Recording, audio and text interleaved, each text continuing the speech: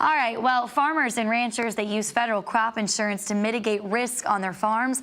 Well, there are some questions about whether reform is needed. Well, today, Traci Bruckner, Senior Policy Associate with the Center for Rural Affairs, joins us live by phone. Thanks, Ms. Bruckner, for joining us today. We appreciate your time. Well, thanks for having me. Can you tell us about those needed reforms exactly?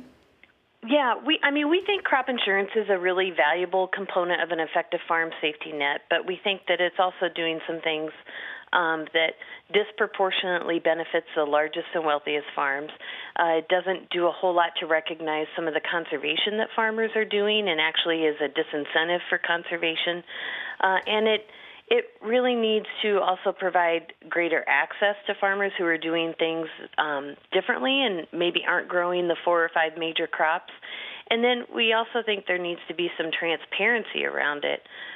These are tax dollars that are supporting a crop insurance program, and there's very little information as to how those subsidies that are reducing premium costs are really flowing out the door. Now, who exactly benefits from crop insurance?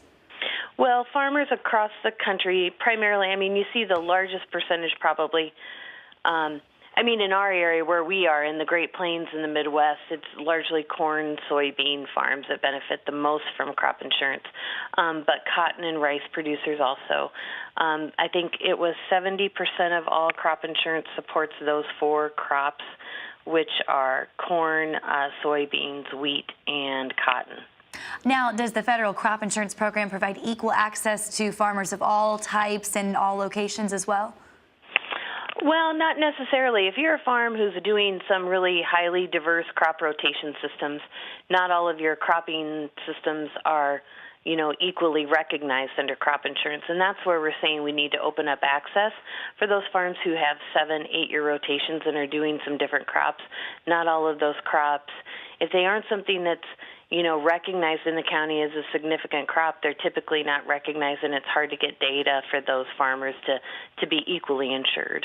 And finally, Ms. Bruckner, there's a substantial value within the federal crop insurance program, but it also seems as though much that is harmful to small farmers as well. Can you tell us what harm this might cause? Well, the one thing is that the premium subsidies are completely unlimited. There's no payment limitation on those at all. So if you're a really large farm and you want to continue to grow your farm, you can get subsidized crop insurance on every acre you add to your operation with no limit. And if you're already well capitalized, then that just gives you all the more ammunition to be able to go after those acres and take that out from underneath a small or beginning farmer.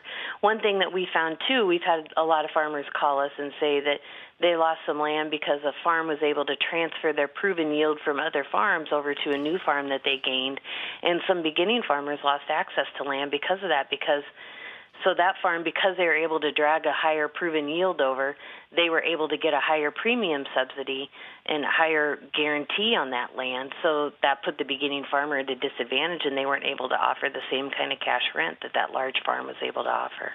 All right, lots of great information on crop insurance reform. Traci Bruckner, Senior Policy Associate with the Center for Rural Affairs. It was great speaking with you today. Thanks so much. Thanks for having me. Our meteorologist Christina Loren has your forecast at 10 after the hour.